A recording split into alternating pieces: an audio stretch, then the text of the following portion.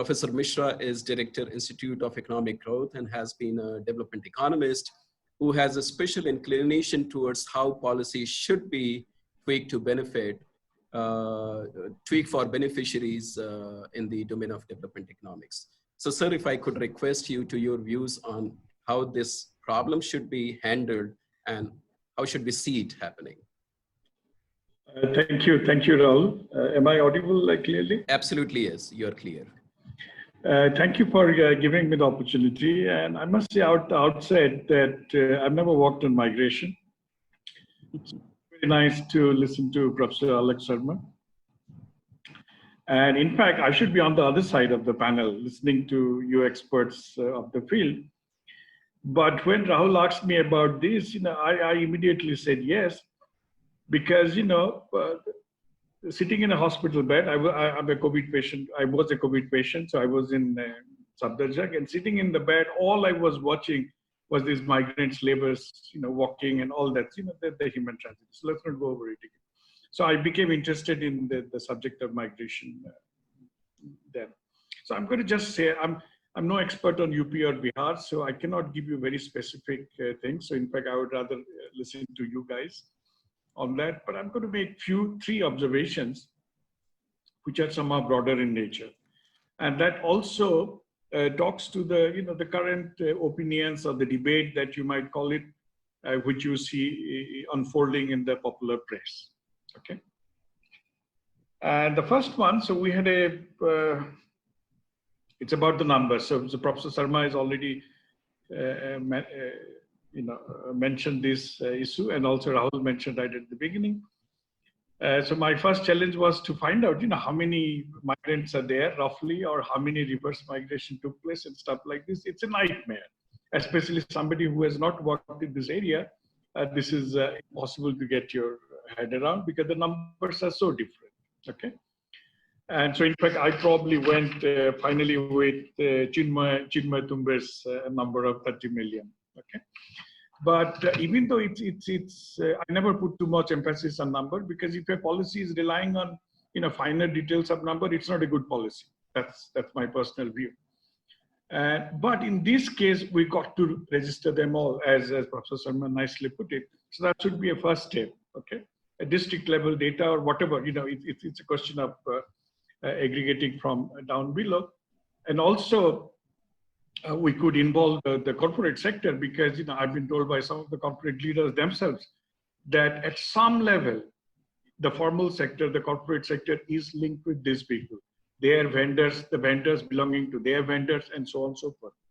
And in fact, one of them openly told me if we had insisted that our vendors should pay wages to their vendors, then this would not have happened. So in some sense, government can push a little bit of responsibility to the formal sector also in making sure that the entire informal migrant network, which is related to them, should also help in the registration. So that's one point. The second thing I heard in the debate is, a lot of people saying, "Oh, let's get the best out of this crisis. It's an opportunity. Is it the time that capital is going to move to labor for a change?"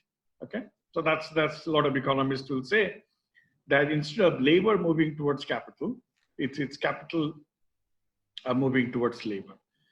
Internationally, we did see that initially. Remember, a lot of FDIs went to China, because labor was cheap there, so capital moved there. So that's economists will cite that example.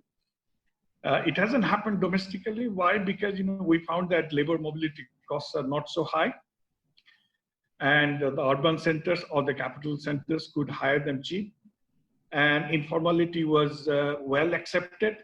Okay, so maybe similar kind of labor movement would not happen where the place of the informal sector is very small. So in that case, cost would have been high. But such a thing did not happen at a national level. Okay, and also it's rarely the case that the capital will move towards where the product is, because these days we have hardly any internal trade restrictions. Transport costs are cheaper. So you cannot also say that UP is a big market. So, I'm going to see a lot of investors pour into UP to invest. That's not going to happen. You cannot also say that UP and, Bihar has a lot of surplus labor now because of the reverse migration pool. So capitalists will be, or, investors are going to come in to exploit that. That's, in my view, is not going to happen. Okay, so we are not going to see, even though it might sound very nice, very idealistic, that capital would move towards labor. I don't think that's going to happen in the near future. Okay, I mean, take the simple example. Let's say I'm from Odisha, so I'm taking Ganjam district. So let's say, people from Ganjam districts are working in Surat. It might be a small factory where all workers are from Ganjam, let's say. Okay, but it's never going to happen that the little factory, the small factory outlet is going to move to Ganjam and, base it there.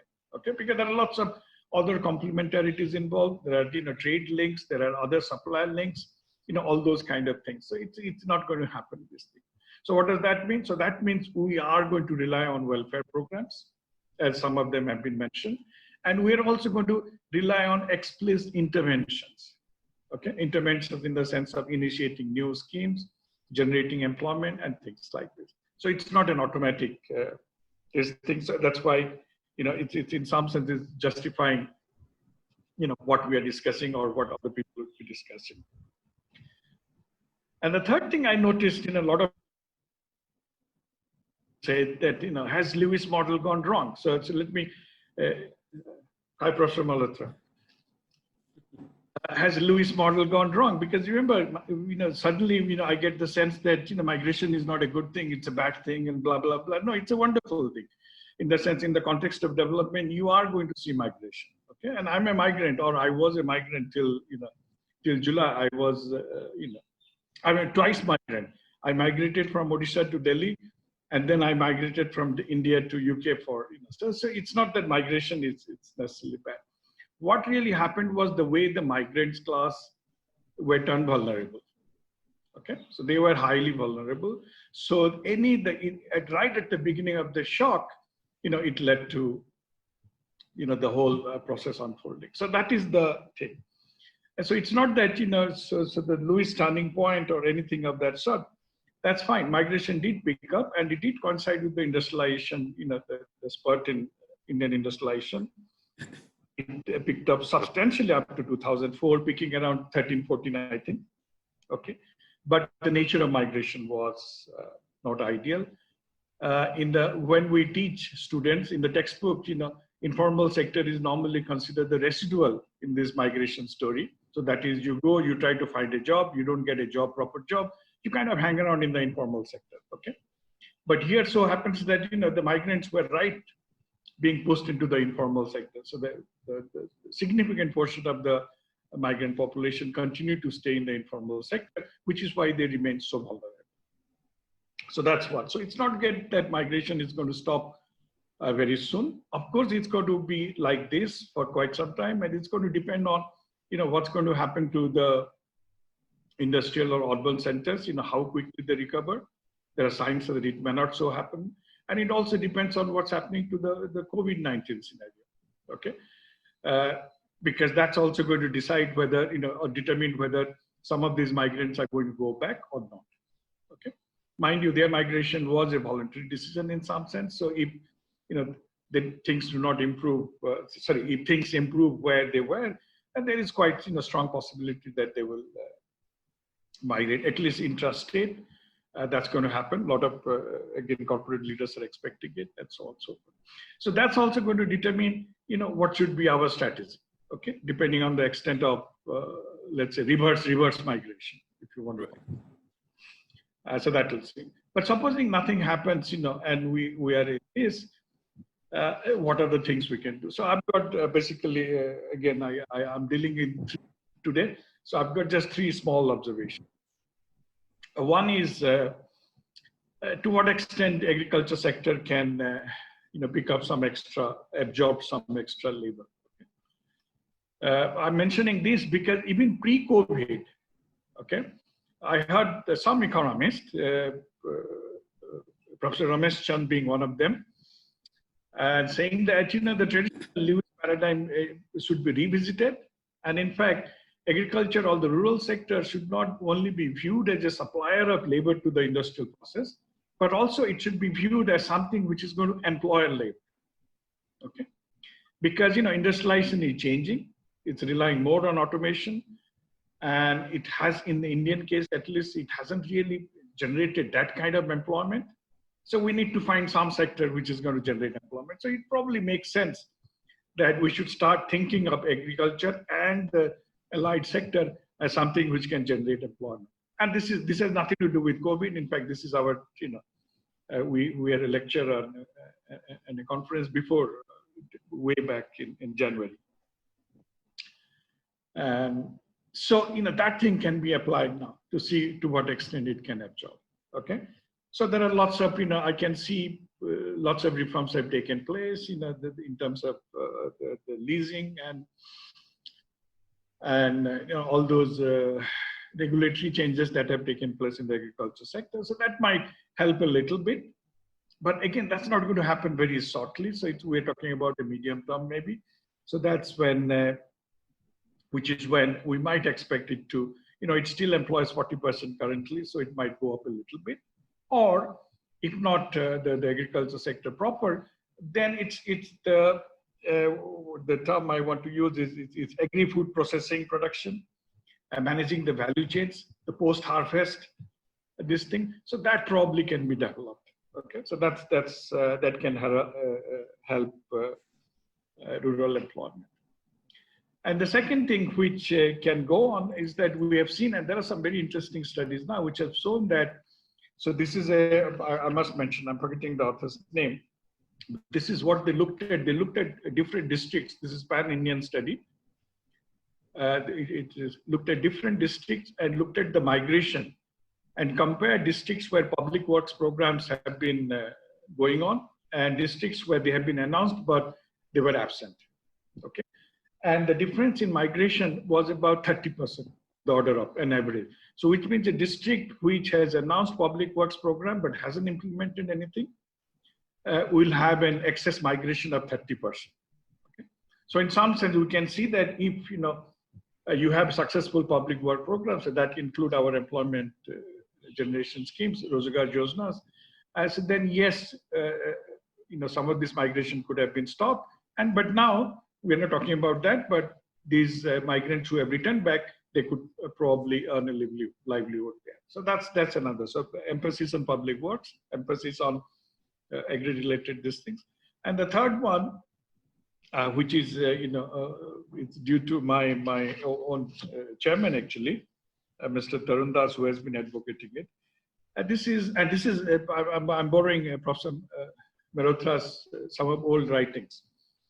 That as a nation we're very low on skill and vocational training. Internationally and compared to China, we should not compare China these days.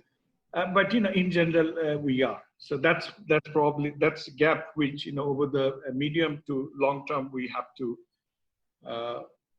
address if we are going to see this alternative development model where these reverse migrants continue to stay where they are, or we replace some of the interstate migration to intrastate. Okay, because then the human trafficking aspect. So in that case, I would like to. This was a wonderful news to me. This is the Bharatiya Yuva Shakti Trust, BYST, which works in association with CII, Confederation of Indian Industries. So this is a program which essentially has about 9,000 mentors by now, and they train about these 5,500 micro entrepreneurs. Okay, and, basically teaching them basic skills of how to start a business, how to run a business, where to locate in the supply chain, how to do this, stuff like this. They're also given concessional credit like microfinance. And, I asked them, how many jobs have you created in the last, whatever, 16, 18 years? 250,000 jobs they have created. Okay. So these are models which can be replicated across different parts of the country. So I think I've done my minutes. Okay, I'll stop here, but if other issues come up, I can join. Thank you so much. Thank you so much, Professor Mishra. I think you gave a fantastic theorization. You presented a model how the data is connecting the way developments are taking place. So thank you so much for theorizing it and also putting up the policy and solution context.